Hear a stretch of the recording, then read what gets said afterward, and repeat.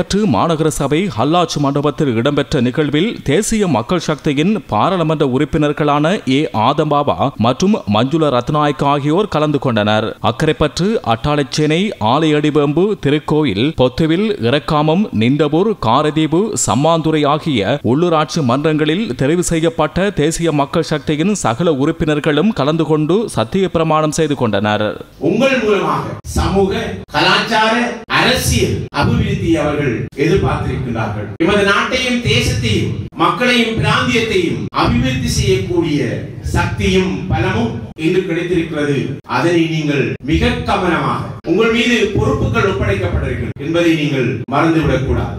உள்ளூராட்சி மன்ற தேர்தலில் வெற்றி பெற்ற ஐக்கிய மக்கள் சக்தி உறுப்பினர்கள் பாராளுமன்ற உறுப்பினர் இம்ரான் மஹ்ரூப் தலைமையில் சத்திய பிரமாண நிகழ்வை திருகோணமலை சர்வோதய கேட்பர் கூடத்தில் நடத்தியது. கட்சியில் போட்டியிட்ட 36 உறுப்பினர்கள் சட்டத்தரணி எஸ் ஹஸ்னி முன்னிலையில் சத்திய பிரமாணம் செய்து கொண்டனர். கிண்ணியா நகர சபையின் முன்னாள் தவிசாளர் SHM நலீம் உள்ளிட்ட பலர் இதில் கலந்து கொண்டனர்.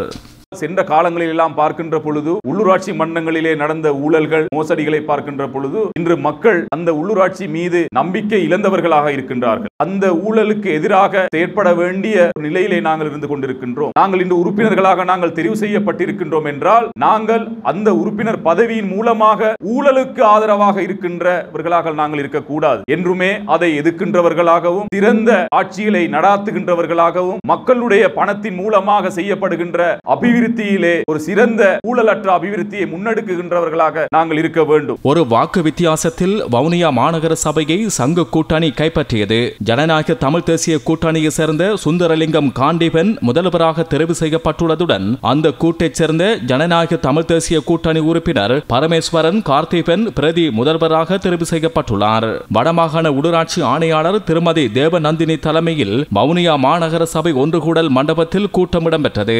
பகிரங்க வாக்களிப்பின் மூலம் தெரிவுகள் இடம்பெற்றன. காண்டீபனுக்கு ஆதரவாக 11 வாக்குகளும், தேசிய மக்கள் சக்தி சார்பாக போட்டியிட்ட சிவசோதி சிவசங்கருக்கு 10 வாக்குகளும் கிடைக்கப்பெற்றன. ஏராவூர் நகர சபையை ஸ்ரீலங்கா முஸ்லிம் காங்கிரஸ் கைப்பற்றியதை அடுத்து ஐக்கிய தேசிய கட்சி பிரதிநிதிகள் ஆவேசத்துடன் பேசிய போது சபையில் அமைதியின்மை ஏற்பட்டது. உப தவிசாளர் தெரிவு சமூகத்துக்கான வரலாற்று துரோகம் என ஐக்கிய தேசிய கட்சி உறுப்பினர்கள் ஆவேசப்பட்டனர். மட்டக்களப்பு ஏராவூர் நகர சபைக்கான தவிசாளர் மற்றும் உப தவிசாளருக்கான தெரிவு இன்று இடம்பெற்றது. கிழக்கு மாகாண உள்ளூராட்சி ஆணையாளர் ALM ஆஸ்மி தலைமையில் ஏராவூர் நகர சபை மண்டபத்தில் இடம்பெற்ற நிகழ்வில் ஸ்ரீலங்கா முஸ்லிம் காங்கிரஸ் உறுப்பினர் MS நலீம் புதிய தவிசாளராக பகிரங்க வாக்கெடுப்பில் தெரிவு செய்யப்பட்டார். உப தவிசாளராக ஜனநாயக தமிழ் தேசிய கூட்டணி உறுப்பினர் யானசேகரம் கஜேந்திரன் பகிரங்க வாக்கெடுப்பில் தெரிவானார்.